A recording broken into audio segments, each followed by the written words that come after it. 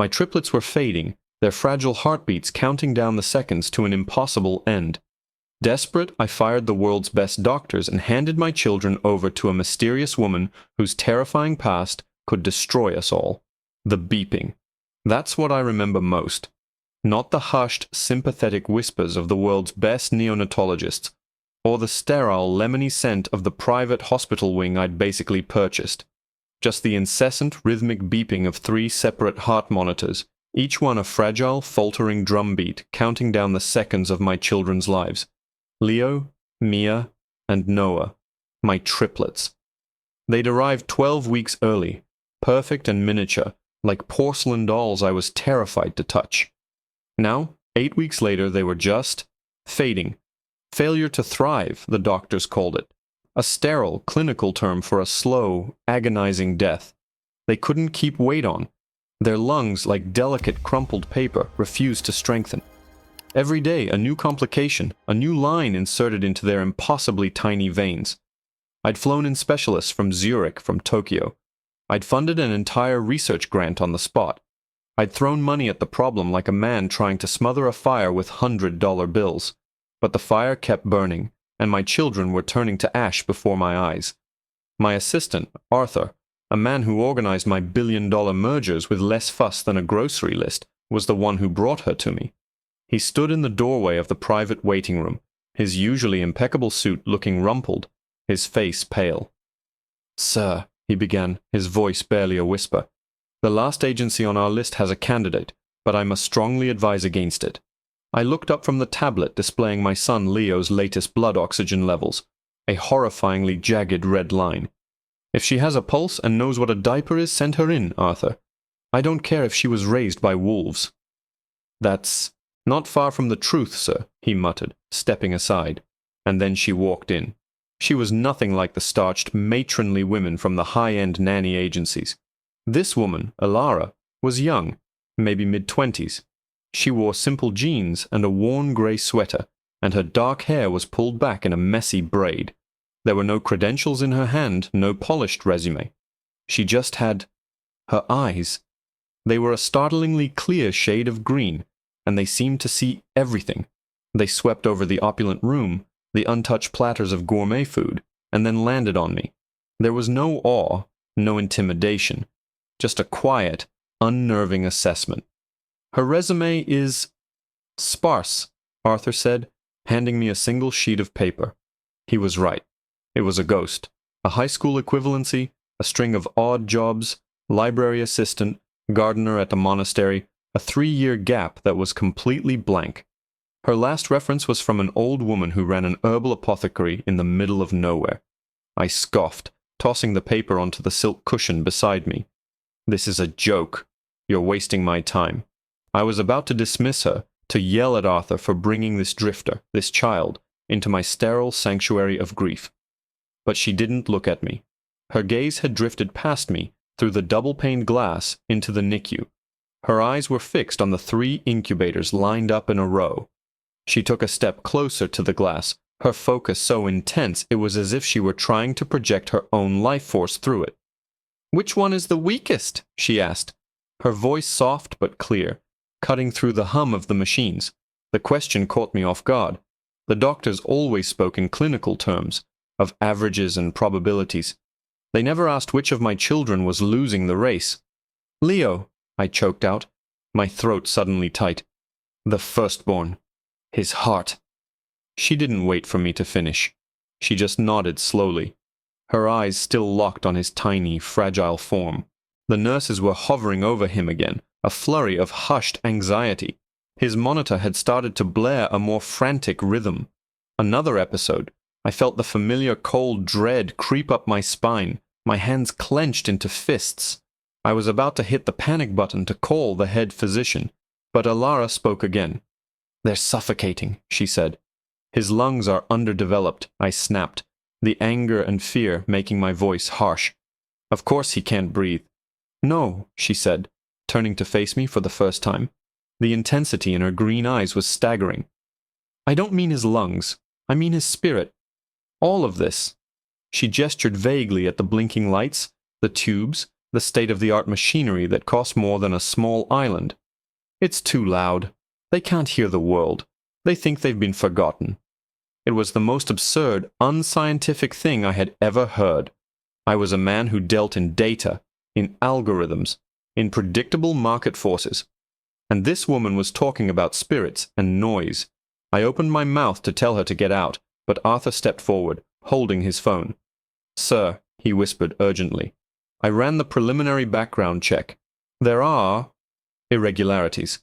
A sealed juvenile record. That 3-year gap corresponds with a period she spent living in a remote Appalachian community known for folk medicine. The authorities were called there once. Something about a child.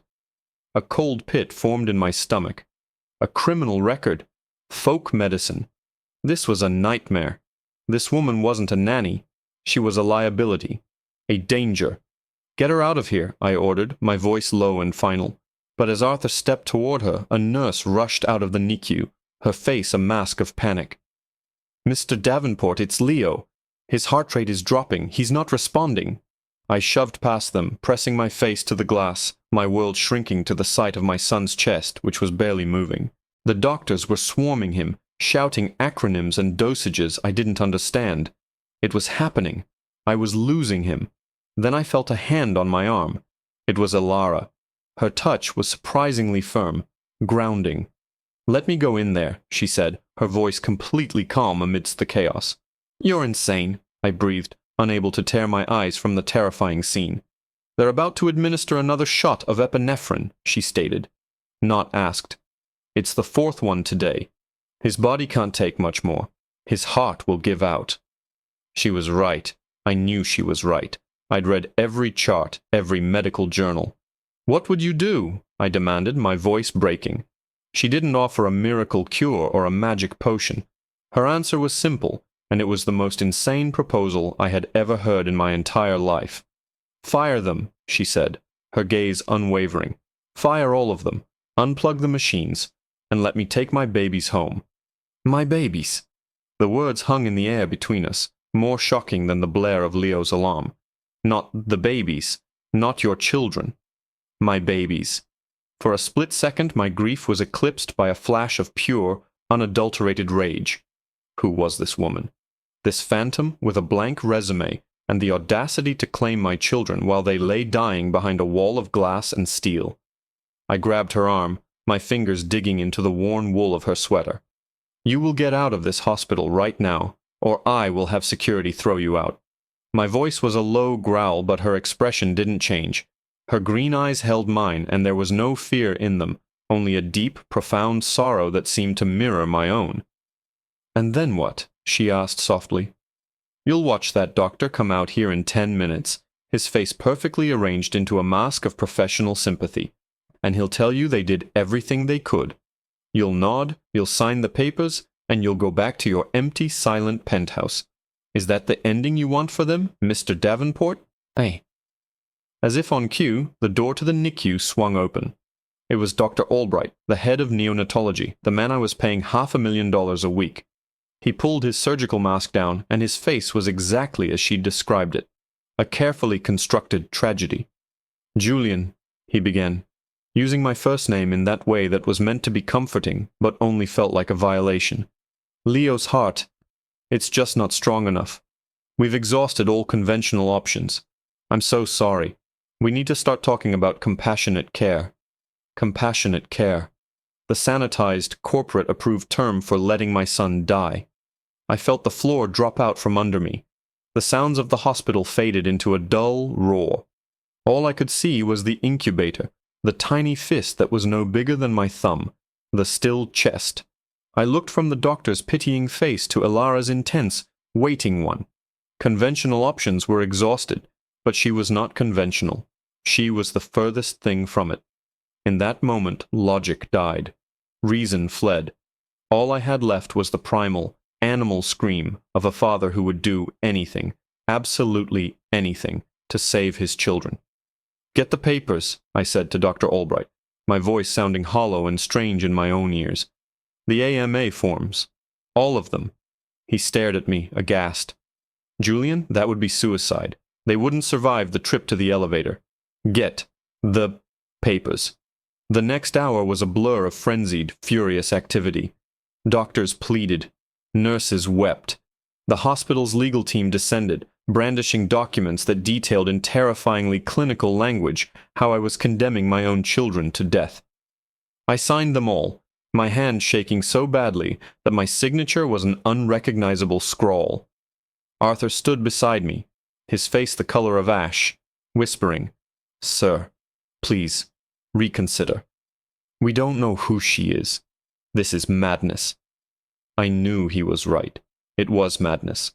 I wasn't a father making a choice. I was a gambler pushing all his chips onto a number that didn't exist, but it was the only bet left on the table.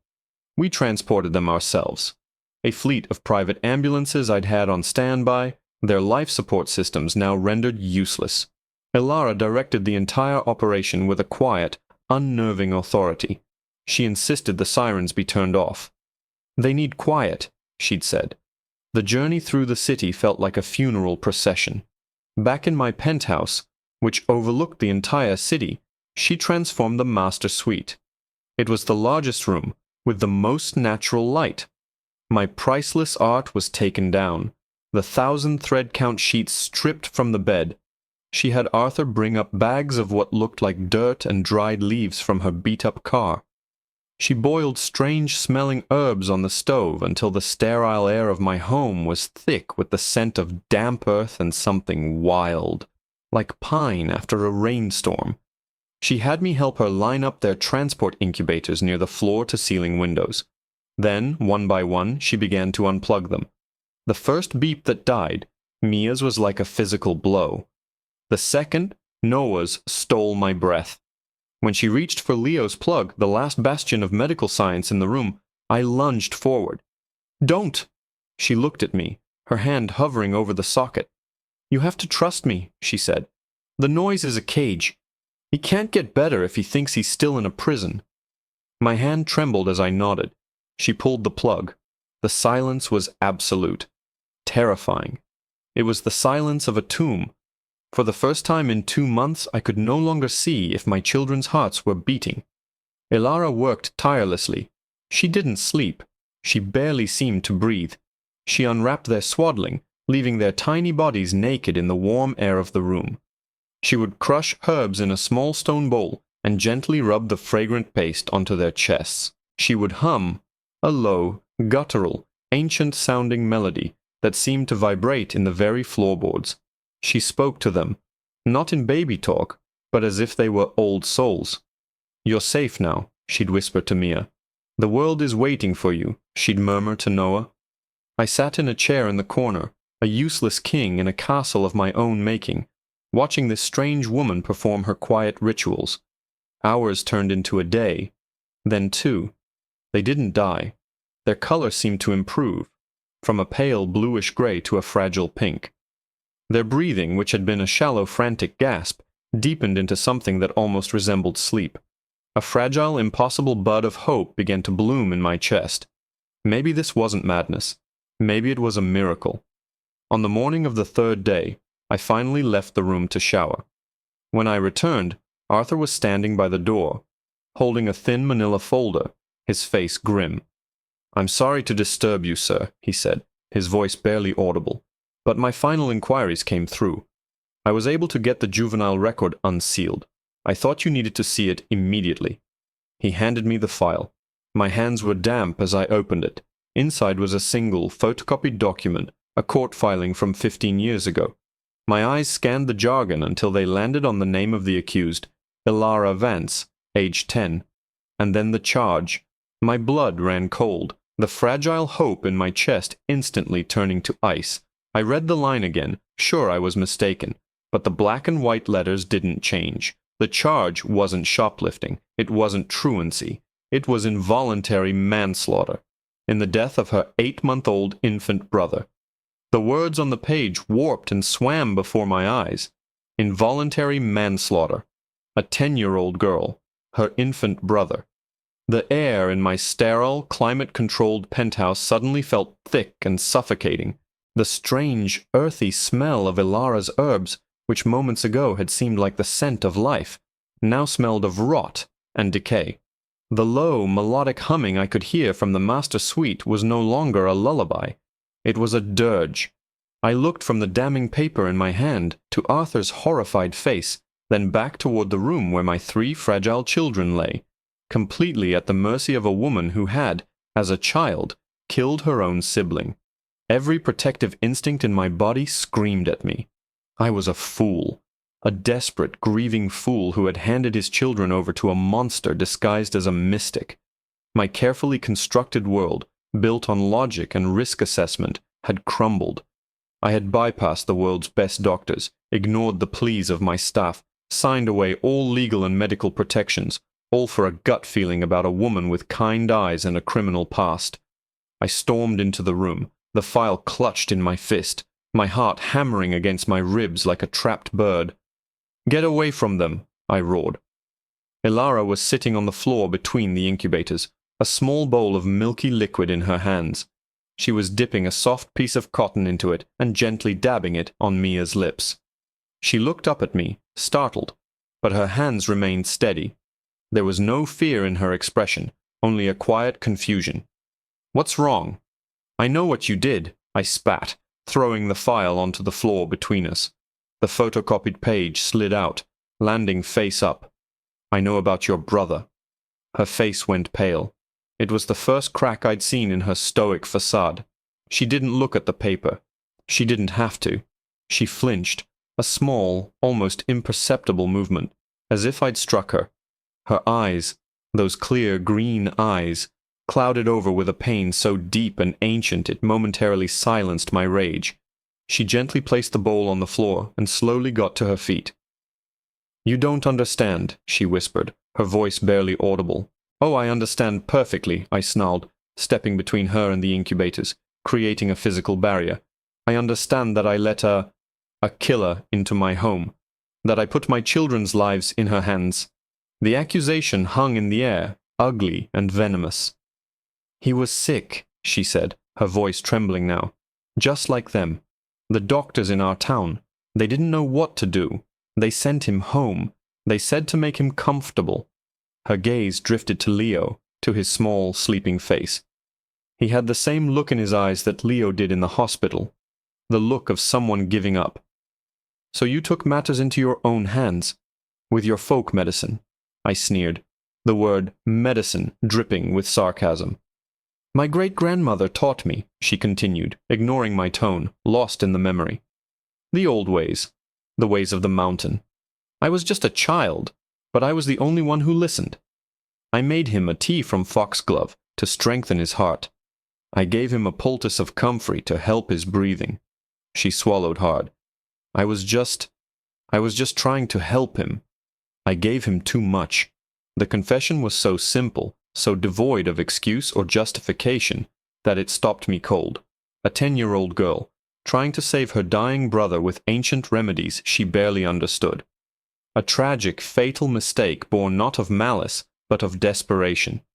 It mirrored my own desperation in a way that was deeply, terrifyingly unsettling. "Why didn't you tell me?" I demanded, my voice quieter now, but no less accusatory. "Why would you hide something like that?" "Would you have listened?" she shot back, a spark of defiance igniting in her eyes. "Would the billionaire who trusts only in data and machines have listened to the girl from the mountains with a sealed record? No. You would have seen the charge, not the story.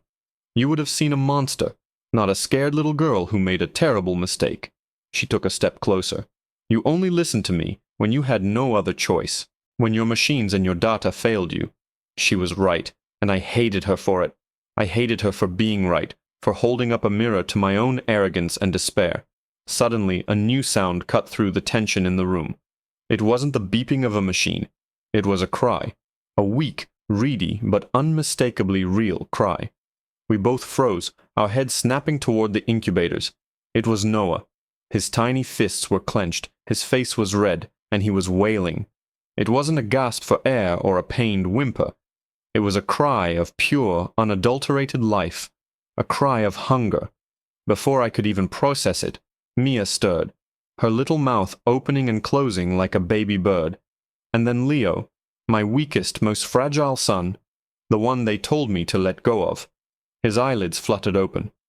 For the first time since he was born, he was looking. His dark, unfocused eyes stared up at the ceiling, taking in the light. I stumbled back, my legs weak. It was impossible. It was a miracle. My children were waking up.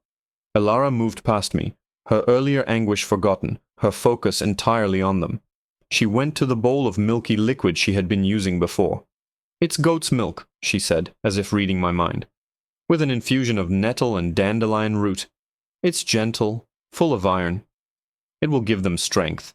She carefully drew a few drops into a small glass dropper and approached Noah, who was still crying fitfully. She gently squeezed a single drop onto his tongue. He stopped crying instantly. His mouth worked, tasting, swallowing. Then he cried out again, louder this time, demanding more. A slow smile spread across Ilara's face. It transformed her, chasing away the shadows of her past. It was a smile of pure, unadulterated joy. "He's hungry, Mr. Davenport," she said, her voice thick with emotion. "Your son is hungry." I felt tears welling in my eyes, hot and sudden. Hope, real and powerful, surged through me, so intense it almost brought me to my knees. She was saving them. This strange, broken woman was actually saving my children. Arthur appeared in the doorway, his face a mixture of shock and awe at the sounds. "Sir," he stammered, holding up his phone. "It's the hospital. Dr. Albright. He says, a package has arrived for you. By special courier." He sounds agitated. He insists you see what's inside immediately. I nodded, unable to speak, my gaze fixed on my children, my waking children. Arthur returned a moment later, carrying a sealed, clinical-looking biohazard bag. He slit it open with a letter opener and tipped the contents onto a sterile cloth he'd laid on the coffee table. Inside were 3 small plastic medical bracelets, the kind they put on newborns. Each had my surname printed on it. And beside the name on each tiny band was a single, stark, terrifying word, stamped in bold, red ink. Deceased.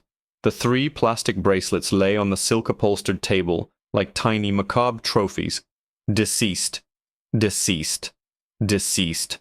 The word seemed to pulse with a malevolent energy, a final bureaucratic judgment from the world I had abandoned. Dr. Albright hadn't sent them as a threat. He'd sent them as a statement of fact. In the eyes of medical science, my children were already gone. The time of death had been recorded. The paperwork was likely already filed. To him, what was happening in this room wasn't a miracle. It was a ghost story. I looked from the bracelets to my children. Noah was now suckling greedily at the dropper Ilara held, his tiny hands wrapped around her finger. Mia was stretching, her limbs unfurling for the first time as if waking from a long, troubled sleep. And Leo was watching. His dark, intelligent eyes followed the movement of the light filtering through the window, his expression one of calm curiosity. They weren't ghosts.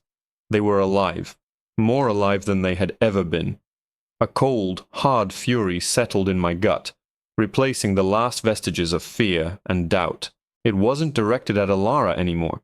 It was for Dr. Albright, for the hospital, for the entire system that had been so quick to write my children off, to stamp them with a label and file them away. They had seen only the data on the screen, the failing numbers, the predictable outcome. They had never seen the spark. Ilara had. From the very beginning, through a pane of glass, she had seen something no machine could measure. A spirit, a will to live. Whether it was mountain magic or just profound intuitive empathy, I didn't know. And in that moment, I realized I didn't care. "Arthur," I said, my voice steady and clear, "get our legal team on the line. I want to file a lawsuit against that hospital for gross negligence and intentional infliction of emotional distress. And then I want you to start a foundation, a multi-billion-dollar foundation. Its mission will be to research and fund alternative and integrative pediatric care. We'll find 1,000 more Ilaras. We'll build them their own hospitals." Arthur, who had been staring at the babies with wide, disbelieving eyes, snapped to attention. For the first time in days, he smiled. A real smile. "Right away, sir." He turned and left, his stride filled with a purpose I hadn't seen since before the triplets were born. I walked over to the file containing Alara's past and picked it up. She watched me, her expression unreadable. I didn't say a word. I walked over to the decorative fireplace, the one that ran on gas and had never been used, and I switched it on. Flames flickered to life. I held the file over them for a moment, then let it drop. The paper curled, blackened, and turned to ash. The past was gone. "What you did for your brother," I said, turning back to her, my voice thick with an emotion I couldn't name. "It wasn't a crime. It was love. A desperate, tragic, misguided act of love. I looked at my children, my living, breathing children, and what you've done here is the same thing. Only this time, you saved them." Tears streamed down her face, silent and cleansing. She didn't try to hide them. It was a release of a lifetime of guilt, of a burden she had carried since she was 10 years old. "They're strong," she whispered, looking at the babies. "They just needed someone to believe they could be." The days that followed were a quiet revelation. Under Alara's care, the triplets didn't just survive. They thrived. They gained weight. They learned to nurse. The penthouse, once a monument to my wealth and loneliness, was filled with the sounds of life cries, coos, and Alara's soft, constant humming. She taught me how to hold them, how to bathe them in water infused with calendula, how to read their needs not from a monitor, but from the language of their own bodies. I was no longer a helpless bystander watching a tragedy unfold on a screen. I was a father. One evening, about a month later, I found her standing on the balcony, looking out at the city lights. The triplets were asleep, nestled together in a large custom-built bassinet filled with the softest wool. "You know," I said, coming to stand beside her, "the foundation is officially established. We have our first round of grant applicants, doctors, herbalists, midwives from all over the world." She smiled, a soft, wistful expression on her face. "That's good. There are a lot of children who need help." "I was hoping you'd help me run it," I said. It wasn't a job offer. It was a plea. She was quiet for a long time, watching the endless stream of headlights below. "My place was never here, in a glass tower," she said finally. "My place is in the quiet parts of the world, where things grow." She turned to me, her green eyes clear and full of a gentle strength. "They don't need my magic anymore, Julian. They just need their father." She was right. The crisis was over. The miracle had been delivered. I had my family, and she had, in saving them, finally absolved herself. She left the next morning as quietly as she had arrived. There was no grand farewell. She just packed her small bag, kissed each of the babies on the forehead, and was gone. She left behind no forwarding address, only a small, hand-drawn chart of herbs that were good for teething and colic. Sometimes when the city is quiet late at night, and I'm holding one of my children, I feel a pang of loss, a wish that she was still here. But then I look at the healthy, vibrant child in my arms, at Leo's curious eyes, Mia's determined frown, Noah's infectious laugh, and I know she never really left. She healed my children, but she also healed me. She taught me that the greatest forces in the world, love, hope, and the will to live, can never be measured, bought, or plugged into a machine. They can only be trusted. And in a quiet corner of my heart, I know that somewhere, in a place where things grow, the billionaire's nanny is still performing her miracles.